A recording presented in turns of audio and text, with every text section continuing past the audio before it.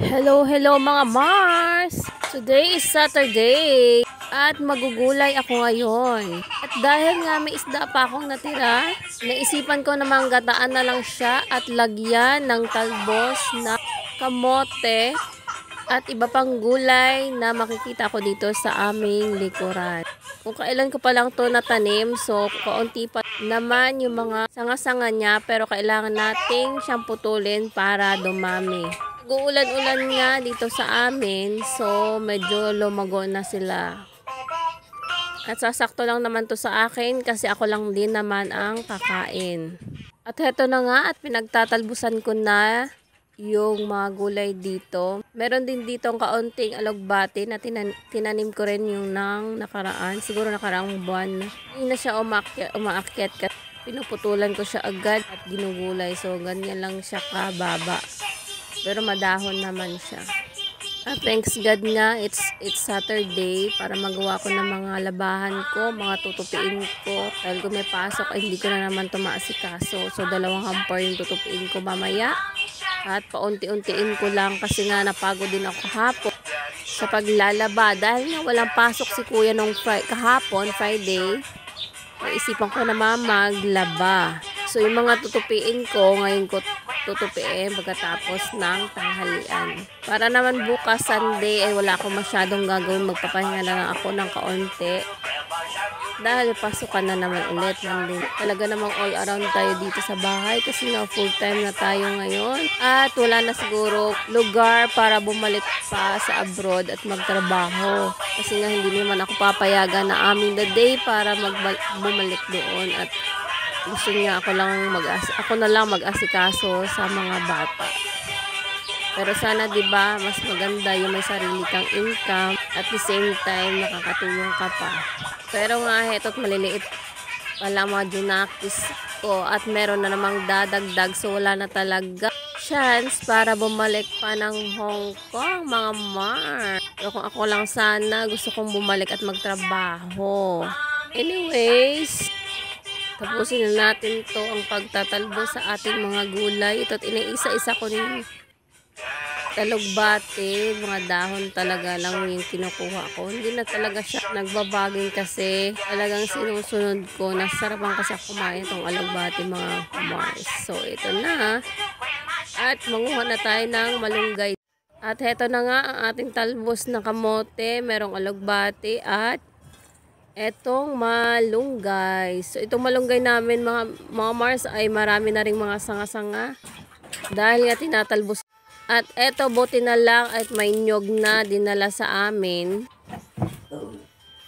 At least pag nag-crave ako ng mga ginataan ay meron. Ginawa din kami ng kudkuran na father-in-law ko para ay magamit kami dito sa bahay. Kasi nga tagal ko nang nag-uutos sa aming daday na gumawa ng kudkura at bumili ng kudkuran. Ay hindi pa rin niya nagagawa. Buti na lang nabanggit yun sa father-in-law ko at ginawan kami at pinadala dito. Pag may time sila at alam naman nila yung wala kami pagkukunan dito ng nyog, ay dinadalhan kami ng nyog para may magamit ako and in case na may magagataan akong gulay o whatever akong lulutuin. So ito na nga, pisan ko na pagkudkod o pagkayod ng nyog.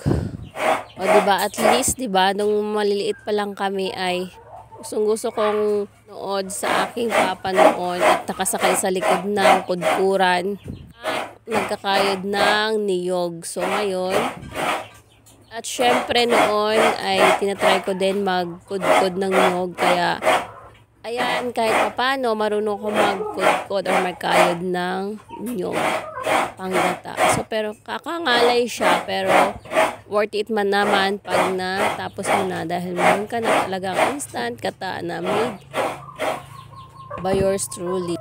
At least 'di ba alam mong malinis dahil ikaw ang gumawa, ikaw ang ikaw nagkudkod. Compare dun sa binibili natin sa palengke, di natin alam kung malinis, 'di ba?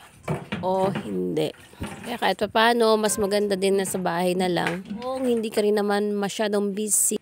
at di masyadong naglilikot yung mga bata. Pero naman kahit naglilikot itong aking bulinggit ay hinahayaan ko lang siya kahit magkalat siya ng mga kaldero dyan, nagyupi-yupi ng mga kaserola ko dyan, hinahayaan ko lang para matapos tong gawain ko.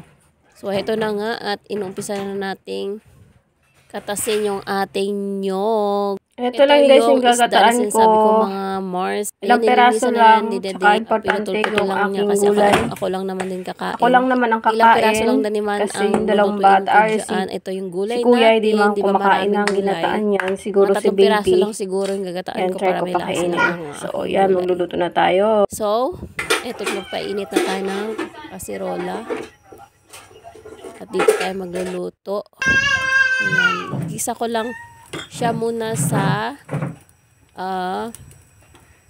sibuyas siguro. Kasi sibuyas lang meron ako dito. Hindi na ako naglagay ng luya at bawang. Meron akong luya pero bawang wala. Sibuyas lang. Ayan. Sapat na. Discard lang kung ano meron dito tayong stock sa ating kusina. So, ayan na. After that, ilagay na natin ang ating gata. Isang pigaan ko lang siya mga Mars. Na ako nagita ng pangalawa. Ang gata lang din siya. Purong-purong gata lang din siya. Lagyan natin ng paminta. At syempre, ang ating asin. Diba, tagal ng asin. So, dagdagan pa natin yan ng kaunti. Kasi medyo marami yung ating gata. Ayan. And then, pakukuluin lang muna natin yan saglit bago natin ilagay ang ating isda. Pakukuluin lang natin yan mga bago ilagay ang ating isda.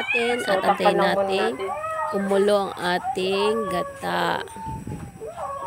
Ang tagal na naman ang pagkuha ng takip, diba? O, diba? Ganyan ang kabilis mga Mars ang ating saglit lang naman din siya kumulo. So, ayan. Pag kumulo na yan, ayan, lagay na natin ang ating isda. So, ilang peraso lang din, 3.